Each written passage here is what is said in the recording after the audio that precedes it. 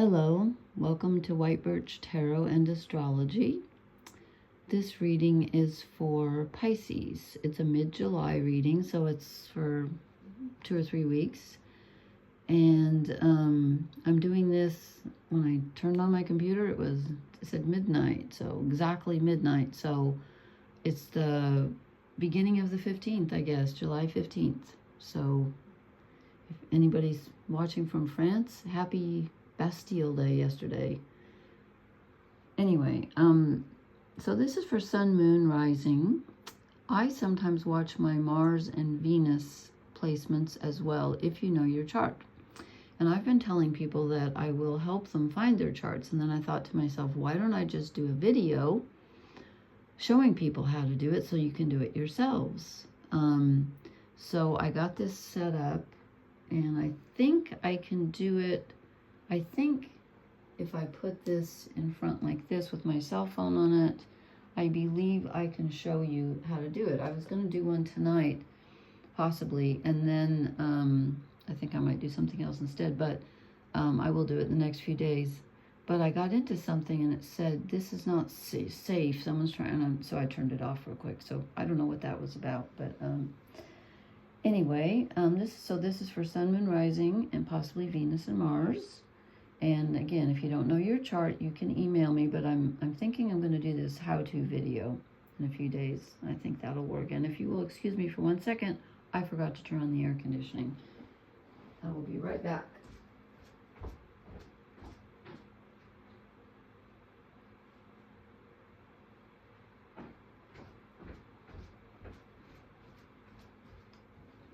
Sorry about that. It is dreadfully hot here. Okay, I'm going to talk about the astrology for Pisces right now. And so hopefully you know the degrees that you're, like if your sun is in Pisces or your ascendant or whatever, hopefully you know the degrees, because that's very important. We have 2 planets moving through Pisces right now. Both are retrograde, which means they appear to be going backwards when we look at them from the Earth. That changes the energy. One is Saturn, which is at 19 degrees of Pisces, and the other is Neptune, who rules Pisces at 29 degrees retrograde. And when anything hits 29 degrees of the sign, especially Pisces, which is the end of the zodiac, it's very karmic. It's very intense.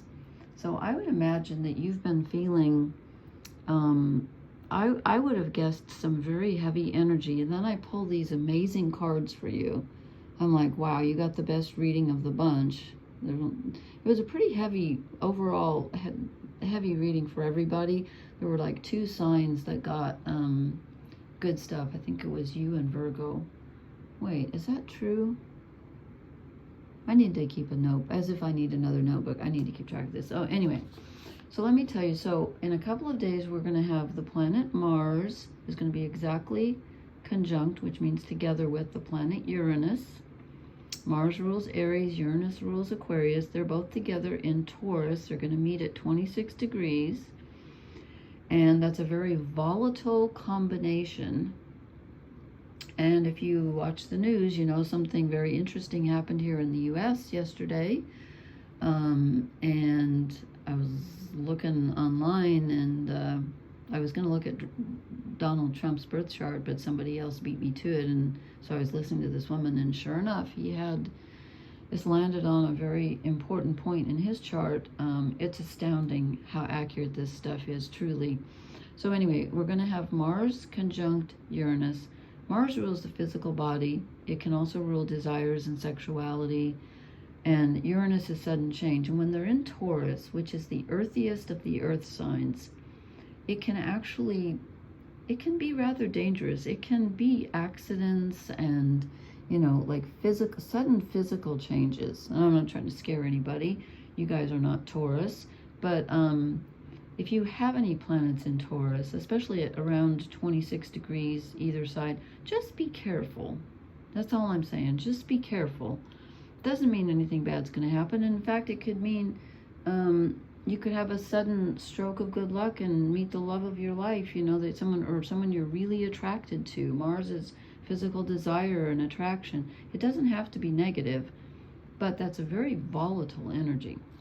Okay, so that is actually, Taurus is actually in a good aspect to the sign of Pisces. So this might be a lucky break for you because you get a really good reading. Then Venus is in Leo, which is not really compatible with your energy. Jupiter is in Gemini, which is not in good aspect with your energy. Pluto, however, is at 1 degree Aquarius. That is in good aspect, fairly good with your with Pisces energy. And the north and south nodes are in pretty good aspect to your energy. Actually, I didn't look at the south nodes. Let me think about Libra and Pisces. Well, anyway, the north nodes are the most important right now because that's what we're moving toward. And Chiron, you're in pretty good aspect too. So we don't have a lot of water except for Saturn and Neptune in Pisces, but the sun is still in Cancer till the 23rd, and that's really good energy. It trines, which is very positive, all the energy in Pisces. So I didn't write down what degree it's at, but let's see. Today's the 15th. We have 8 more days, so it's probably at like 21 degrees of Cancer.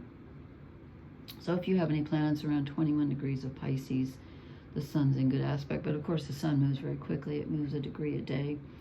And on the 21st of July, which is a week away, we have the full moon, the second full moon in Capricorn at 29 degrees, which is in good aspect to 29 degrees of Pisces. But that's going to be a very karmic full moon. Very interesting. Okay, and then I was going to tell you about your ruler, Neptune. Let's see. Neptune is retrograde right now, goes direct on December 7th of this year. Then next year in July goes retrograde again, then goes direct again in December of 2025.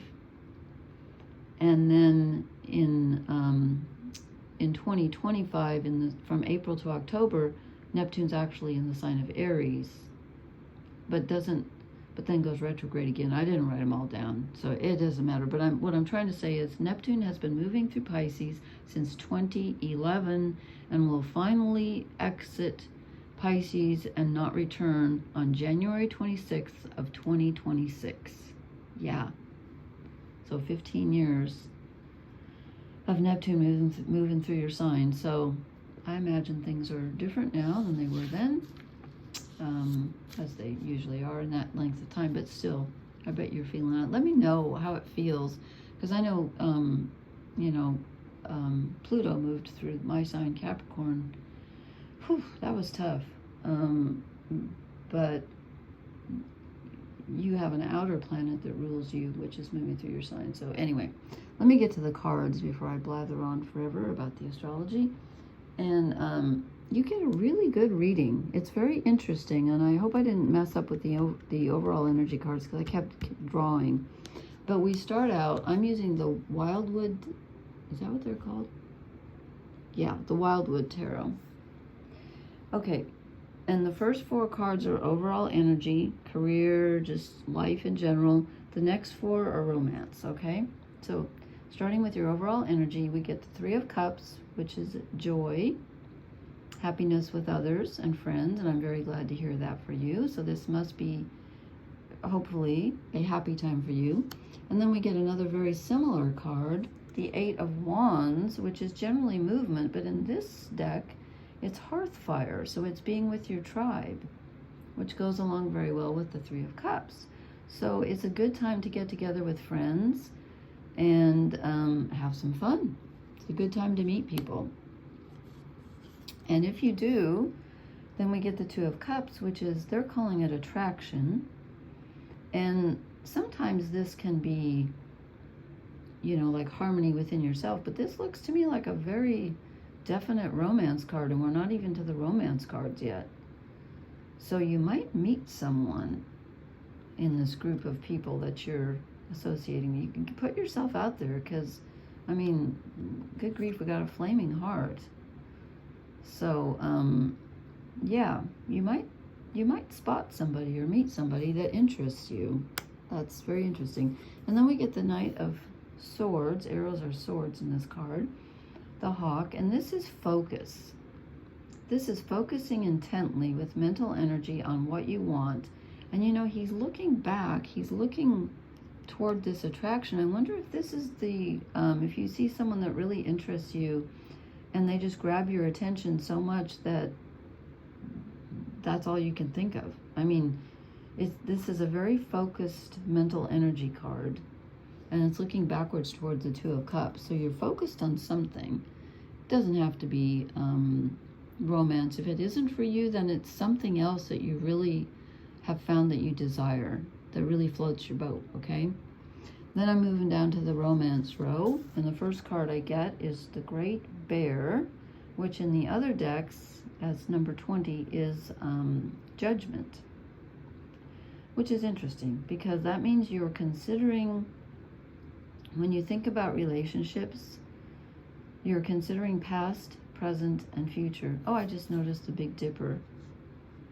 Ursa Major up above. I love the Big Dipper. Gosh, I haven't seen it, and I need to go out and look at the stars.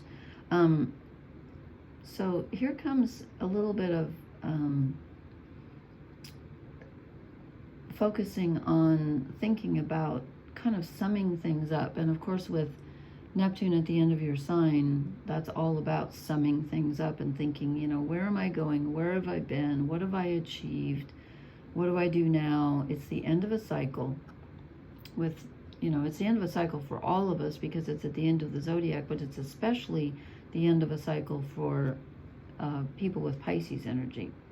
So we have Judgment. You're looking back and assessing what you've done, where you are now, and where you want to head in the future. And then I get, and again, remember, these are your 4 romance cards. I get the 4 of Cups, which is emotional boredom. Interesting, since you have, that's why I was wondering, I thought, well, maybe this is not a romance card. Maybe it's just something that you found that really excites you, that you're doing, that you're focused on mentally rather than romance, because your romance card is boredom. However, it doubles up. The next card, we double up from a 4 to an 8. The 8 of Cups, rebirth, transformation, things change. Okay, so you go from the boredom to movement. And then look what comes next. Talk about change. We get the Wheel of Fortune.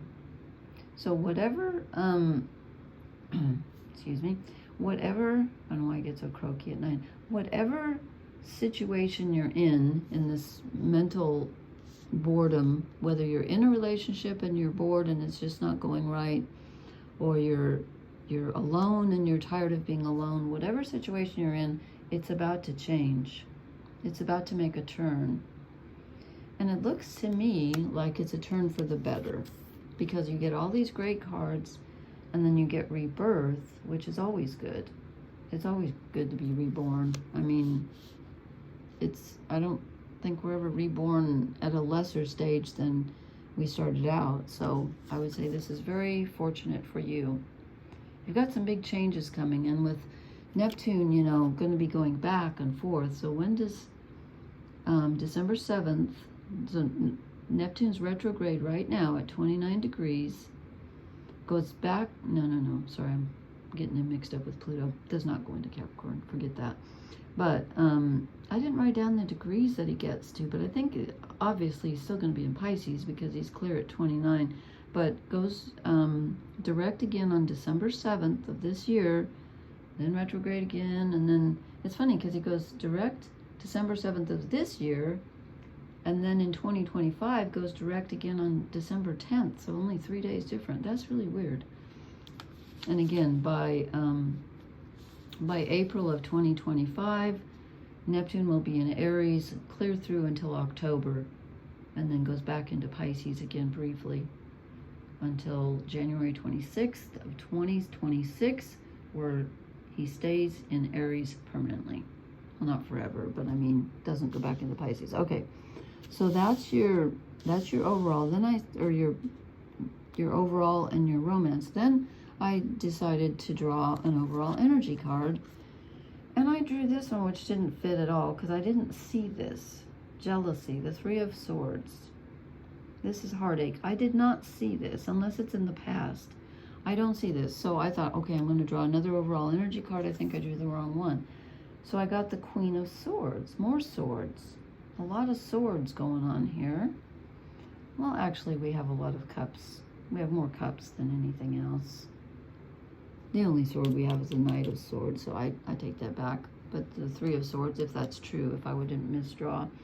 We have the Queen of Swords, okay? Which is being in your mental power, knowing what you want mentally, and being in control mentally, and, you know, just feeling more logical. Because Pisces can be kind of led by their emotions, and there's a lot of emotional cards here, but this is some good mental clarity. And then I thought to myself, okay, maybe I chose the wrong deck because I really don't understand the Three of Swords. So I was going to pick out one overall energy card from the Welsh mythology deck, and three fell out. So you get to look at three. We get Temperance. I love that she's underwater. That's very suitable for Pisces, which is the ocean. And this is Balance. This is balancing the energies. And then I drew the Lady of the Fountain, which is Justice, which is also balance, more of a mental balance. And again, this Two of Cups here could be you balancing your emotional energy. If you don't meet someone, I would say it's you balancing your mental and emotional energy right now. So we get the Justice card. And then I drew a third one because they were kind of stuck together. It's the Two of Swords, which is also kind of a balance card, but this is more of a choice. This is which way do I want to go? I'm not sure because she's blindfolded. So we go from being in control of your mental energy to feeling a bit, that's why I wasn't sure. I thought, did I draw too many overall energy cards? I didn't mean for these to stick together. So I'm not 100% positive that these fit, but I'm showing them to you because they came out. And this would kind of go a bit with the Two of Cups, except that the Two of Cups is more evenly balanced. But there's something here, there's definitely something here about balancing. And, you know, we get so many even numbers. We've got the Eight of Wands, we've got the Two of Cups, we've got the Four of Cups, we've got the Eight of Cups. So many even numbers that there's some balancing going on here. The only ones we get that aren't are the Three of Cups, which is a positive card, because threes are usually a beginning level of something. This is working together, having fun with people. But then, of course, the Three of Swords is a negative card. It's jealousy and a broken heart. So I don't know if that fits in or not. Please leave me a comment and let me know if it does. And are you really choosing something? I don't know. Did I pull too many? But I did pull you two shadow cards. And here's the interesting thing. More swords. They're both swords. We get the Knight of Swords, which is the same as this. This is the Knight of Swords, where I said you had great mental focus right now, and you're like, you know exactly what you want mentally. That comes out as your shadow card too. So I'm wondering if you're over-focused on something. Like, this can be getting something in your mind and not being able to let it go. Just you know what I mean, where you're just like obsessed with something, or you make up your mind and you won't change it for anybody. And the reason I'm thinking that, well, because it's a shadow card, but also because we get so many balance cards after that. So it's like, okay, you're a little too mentally focused on this. So be flexible mentally. And your second shadow card is the Ten of Swords, which is being mentally done. Just like, I can't think about this anymore. I'm done. I quit. I'm not thinking about this anymore. So you might be overthinking something. I don't know. It's a positive card, and then it's also a shadow card. So don't overthink, please. Anyway, where are my oracle cards? Okay. Let me draw you a couple of oracle cards. Okay, Pisces. Oh, to be fair, another balance. Wow. Wow, you've got a lot of balancing going on. And you know what? With Saturn and Neptune in your sign, especially Saturn, which rules karma, it rules time, reality, boundaries, manifesting, the past, the present. You are really trying to figure out where you stand right now. I don't know why that face always, they have a face in all of these. I guess that's supposed to be spirit or God or whatever, but it looks like Elvis Presley to me. So it kind of makes me laugh. Anyway, you really need to balance your mental energy at this time. I think that's your big challenge.